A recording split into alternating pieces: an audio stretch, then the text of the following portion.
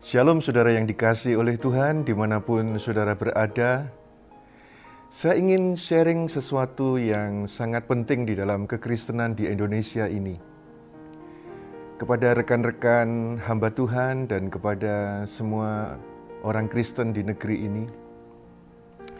Mari kita mau melihat tentang sebuah kebenaran.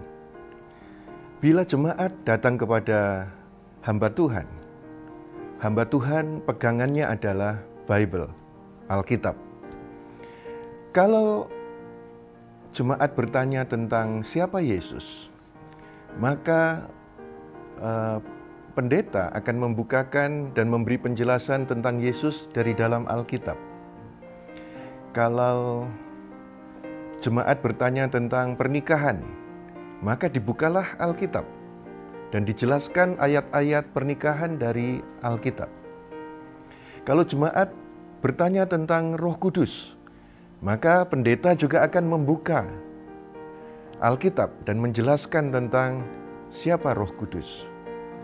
Kalau jemaat bertanya tentang doa, tentang kedatangan Tuhan, tentang apapun topik di dalam kekristenan, selalu yang jadi sumber bahasan adalah Bible atau Alkitab.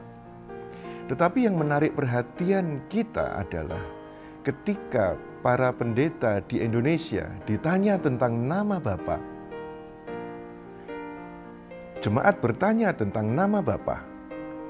Siapa nama Bapa di surga? Maka kemudian para pendeta itu menutup Bible dan membuka manuskrip-manuskrip yang lain yang tidak termasuk di dalam kanonisasi di dalam Bible. Tidak termasuk 66 kitab di dalam Bible. Mereka membuka manuskrip, membuka kitab-kitab lain, karangan-karangan lain. Yang menjadi persoalan adalah kenapa hal itu terjadi? Ada sesuatu yang salah.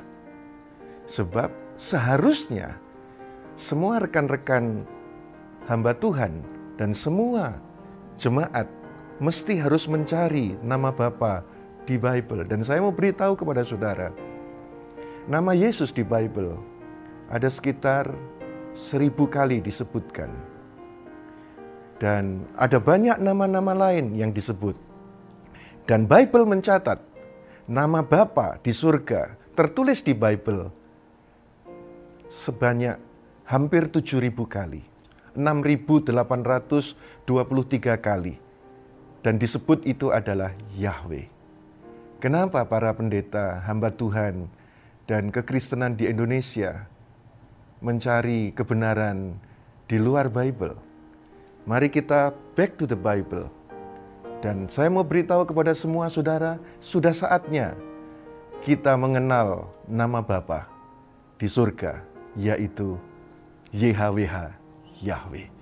Dan bukan Allah yang menjadi manusia, tetapi Yahweh yang menjadi manusia di dalam Yesus, Jesus, Yesua.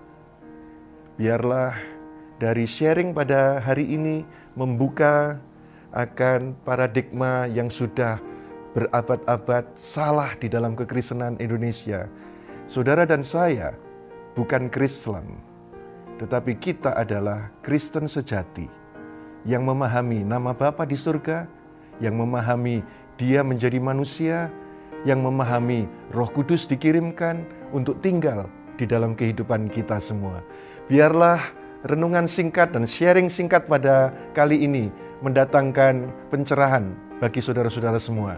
Terima kasih, Tuhan memberkati saudara semua. Amin.